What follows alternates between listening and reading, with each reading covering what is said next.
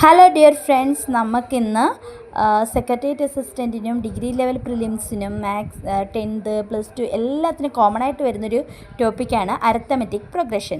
അതിനകത്ത് ഒരു ഇക്വേഷനാണ് നമ്മളിന്ന് പഠിക്കുന്നത്. എ എന്ന് പറഞ്ഞു കഴിഞ്ഞാൽ ആദ്യ പദം, ഡി പൊതുവ്യത്യാസവുമായാൽ എന്നാം പദം കണ്ടെത്തുന്നത്. എ പ്ലസ് n - 1 × d ആണ് എന്നാം പദം.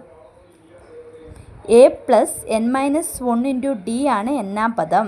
അപ്പോൾ നമ്മൾ ഈ ചോദ്യത്തിൽ കണ്ടോ, 50ാമത്തെ ഒരു പദത്തിൻ്റെ കണ്ടെത്താനാണെങ്കിൽ എ പ്ലസ് 49d ആണ് ചെയ്യേണ്ടത്. അതുപോലെ തന്നെ എയ്ത്ത് അതായത് 8ാമത്തെ പദം കണ്ടെത്താൻ എങ്ങനെ ചെയ്യണം?